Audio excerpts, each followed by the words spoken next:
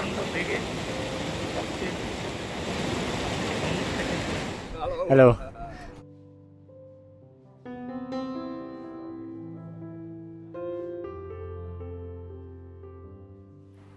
Hello friends, welcome to my YouTube channel.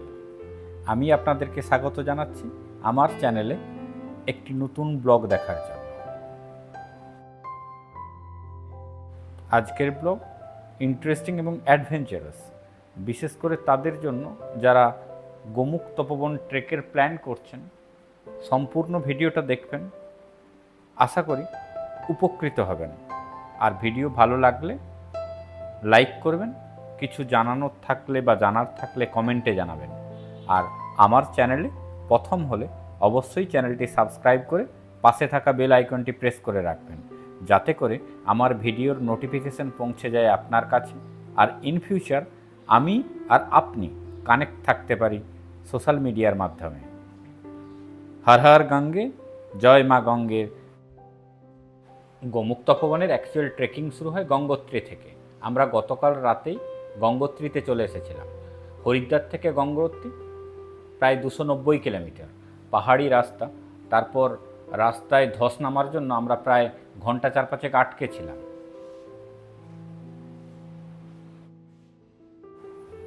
আমাদের guide Manoj Uttarkashi থেকে আগেই এসে পৌঁছে গিয়েছিল গঙ্গোত্রীতে। সকাল সকাল হালকা টিফিন আর চা খেয়ে নিয়ে সঙ্গে কিছু খাবার হোটেল থেকে নিয়ে আমরা রওনা দিলাম গোমুখ তপোবনের উদ্দেশ্যে। মাঝে দুটি বিশ্রামের জায়গা,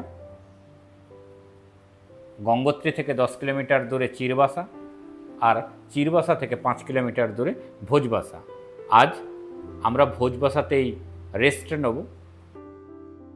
কাল সকালে ভোজবাসা থেকে 4 কিলোমিটার দূরে গোমুখ দেখার পর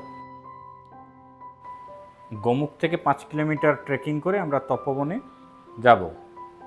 তপোবনে নাইট স্টে করব। পরের দিন তপোবন থেকে গঙ্গোত্রীতে ব্যাক করে আসব। এই হচ্ছে আমাদের ট্রেকিং প্ল্যান। চলুন আমার সাথে আপনারাও দেখে নেবেন ভাগীরথী তথা গঙ্গার উৎসস্থল গোমুখ, সঙ্গে তপোবন, মাউন্ট শিবলি।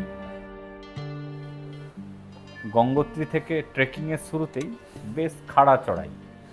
আমরা আস্তে আস্তে রেস্ট নিতে নিতে হাঁটা শুরু করলাম।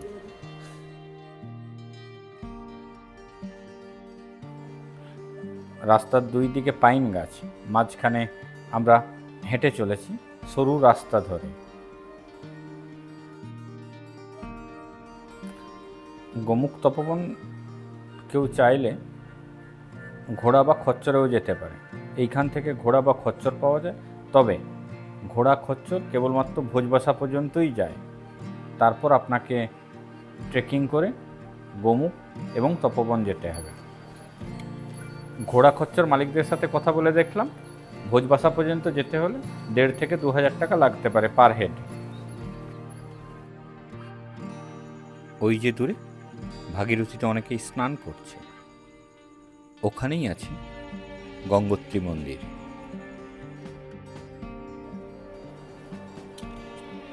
ধুলো মাখা পাহাড়ি রাস্তা ধরে আমরা ধীর গতিতে হেঁটে চলেছি।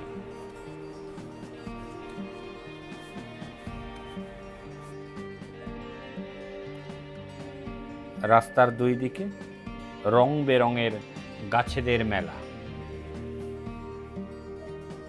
একদিকে খাড়া চড়াই, বড় বড় পাহাড়, আর একদিকে গভীর খাদ, যার মধ্য দিয়ে বয়ে চলেছে ভাগীরথী নদী। গোমুখ পর্যন্ত পুরো ট্রেকিংটাই আমরা ভাগীরথীর পাশ ধরেই হেঁটে যাব।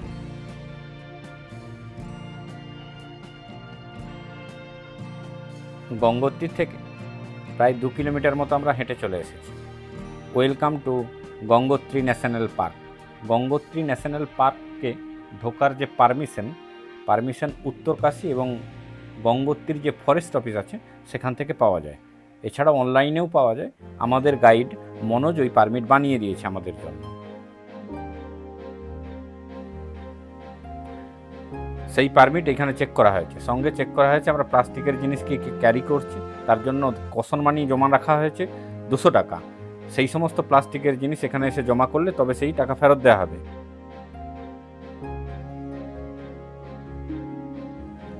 আমাদের গাইড মনোজ ভাইয়া আরেকজন ট্যুরিস্টকে সঙ্গে নিয়ে এসেছে,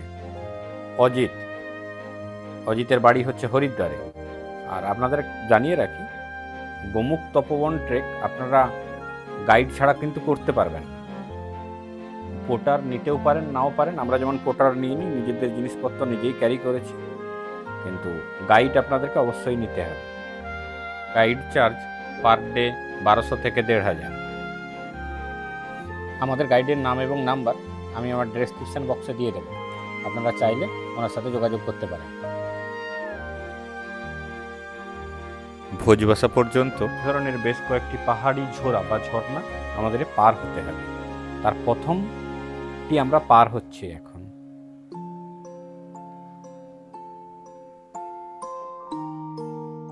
আর এই কয়েকদিন পানীয় জল হিসেবে এই ঝর্ণার জলই আমাদের খেতে হবে। কিছুটা আসার পরেই পাহাড়ের ধারে এই ধরনের একটি শেড দেখতে পেলাম, অনেকেই বসে আছে, আমরাও বসে একটু রেস্ট নিয়ে নিলাম।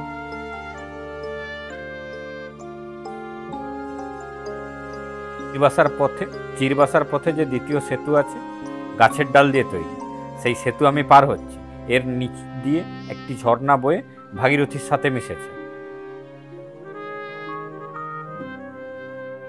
হাঁটতে হাঁটতে দূরে বরফে ঢাকা পাহাড়ের চূড়া দেখে মনটা ভরে গেল।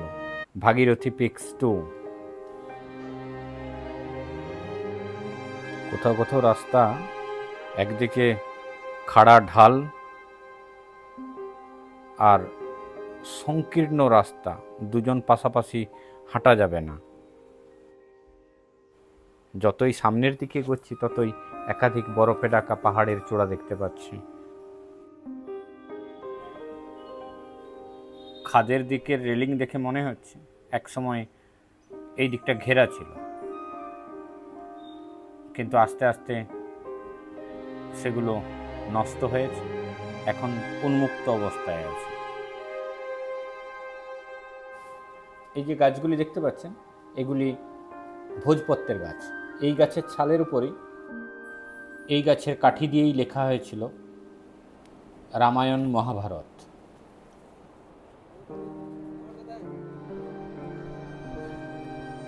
চিরবাসার কিছুটা আগে আমরা রেস্ট করার জন্য দাঁড়িয়েছি, সবাই একটু বসে গেছে।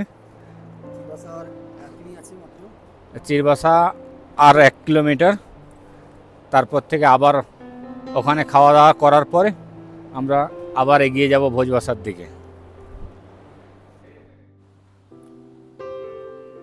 যতই সামনের দিকে এগোতে থাকলাম ততই দূরের পাহাড় কাছে আসতে থাকলো।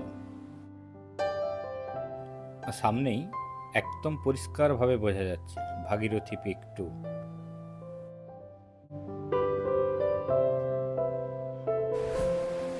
ঝর্ণার জল নেমে আসছে, ওখানে অনেকেই ওই জলই খাচ্ছে।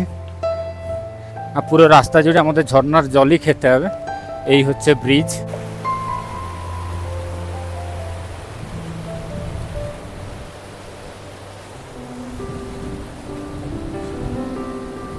কাঠের ব্রিজ, একটু শক্তপোক্ত। এই অংশটা একটু দেখে পেরোতে হবে, কারণ এই অংশটা কাঠের ছোট টুকরো দিয়ে তৈরি করা হয়েছে। আর এমনি যে চারদিকের ভিউ অসাধারণ লাগছে।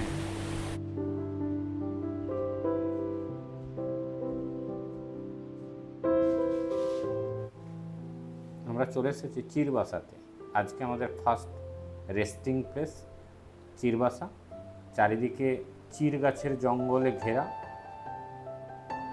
তাই এই জায়গার নাম হয়েছে চিরবাসা। এখানে ছোট্ট একটি দোকান আছে, দোকানে ম্যাগি, স্যুপ, পরোটা, সবজি এই সমস্ত কিছু পাওয়া যায়। আমরা সঙ্গে করে গঙ্গোত্রী থেকে খাবার নিয়ে এসেছি। খাওয়া দাওয়া করার পরে একটু রেস্ট নিই, আবার রওনা দেব। অনেকেই এখানেও থাকেন, এখানে থাকার ব্যবস্থা আছে, 15 থেকে 20 জন এই চিরবাসাতে চাইলে থাকতে পারবেন। খাওয়া দাওয়ার পর একটু রেস্ট নিয়ে আবার হাঁটা দেওয়া শুরু করলাম। সামনের পাহাড় আরও কাছে আসতে লাগলো। দূরে ওই যে শঙ্কু আকৃতির পাহাড়টা আপনারা দেখছেন, ওটা হলো মান্ডা 2। অনেকে একে ভিগু পর্বত বলে থাকে।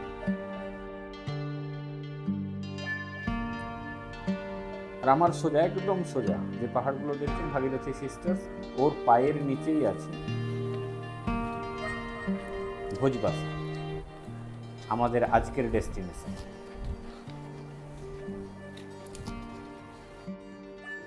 আর রাস্তা বলতে আর কিছু নেই, শুধু বড় বড় পাথর, তার ফাঁকে ফাঁকে আমাদেরকে হাঁটতে হচ্ছে।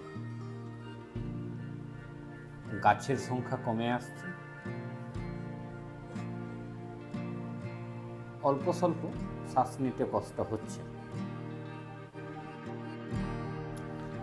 এনাদের সাথে আলাপ হলো, এনারা সুদূর ইংল্যান্ড থেকে এসেছে। High, hello, thank. গোমুখ দর্শন করার পর বহু বিদেশি পর্যটক আসেন গোমুখ দর্শন করতে। আমি এখন 4 নম্বর ব্রিজ বা 4 নম্বর সেতু পার হচ্ছে।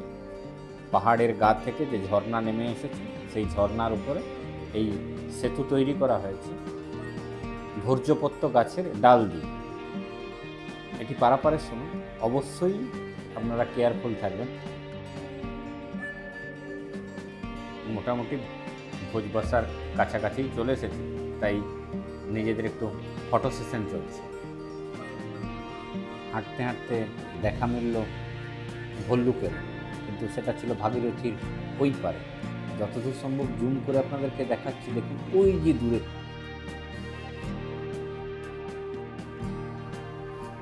আমরা এখন মোস্ট ডেঞ্জারাস জোন, স্টোনফল জোন বা রকফল জোনের কাছে চলে এসেছি।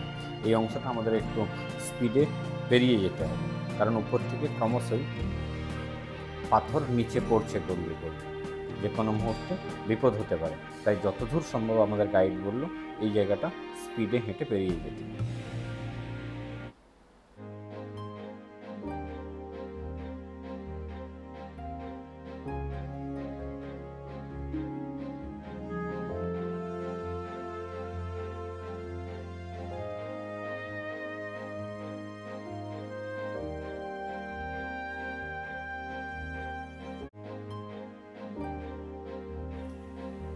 গিলা পাহাড়টা শেষ হওয়ার পরেই আরও একটা ঝর্ণা পেলাম আমরা। বোতলে জল নেওয়ার পর সামনের দিকে এগোতে থাকলাম।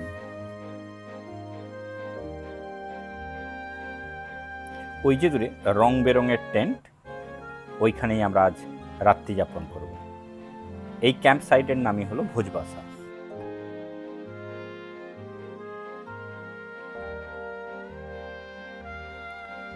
এখানে থাকার জন্য লালবাবা আশ্রম আছে, জিএনভিএনের কিছু কটেজ আছে, এছাড়া টেন্ট এবং রামবাবার আশ্রম আছে। আমরা লালবাবা আশ্রমে থাকার জন্য কথা বললাম। আপনারা চাইলে জিএনভিএন কটেজেও থাকতে পারেন।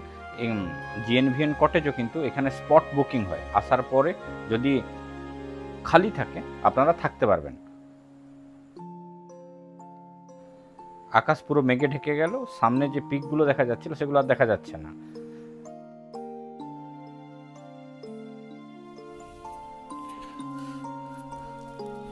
স্নোফল হচ্ছে, দেখাবো, পুরো একদম গায়ে পড়ছে।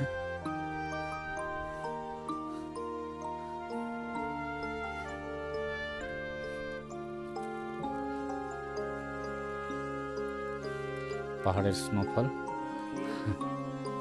দারুণ এক অভিজ্ঞতা, দারুণ দারুণ এক অভিজ্ঞতা। হ্যাঁ,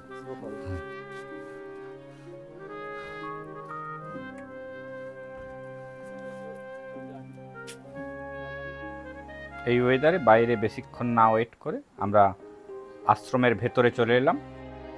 কিছুক্ষণের মধ্যেই আশ্রম থেকে ডাক এলো ডিনারের জন্য। আমরা ডাল ভাত সঙ্গে সবজি দিয়ে রাতের ডিনার সেরে তাড়াতাড়ি বিছানায় চলে এলাম, কারণ পরের দিন আমাদেরকে যেতে হবে গোমুখ সঙ্গে তপবন। আজ এই পর্যন্তই। পরের পর্বে থাকবে তপবন ও গোমুখ দর্শন। ভিডিওটি সম্পূর্ণ দেখবেন, ভালো লাগলে লাইক করবেন, কিছু জানানোর থাকলে বা জানার থাকলে কমেন্টে জানাবেন। চ্যানেলে নতুন হলে অবশ্যই চ্যানেলটি সাবস্ক্রাইব করে পাশে থাকা বেল আইকনটি প্রেস করে রাখবেন, যাতে করে আমার ভিডিওর নোটিফিকেশান পৌঁছে যায় আপনার কাছে, আর ইন ফিউচার আমি আর আপনি কানেক্ট থাকতে পারি সোশ্যাল মিডিয়ার মাধ্যমে। হর হর মহাদেব, হর হর গঙ্গে, জয় মা গঙ্গা। সবাই ভালো থাকবেন, সুস্থ থাকবেন।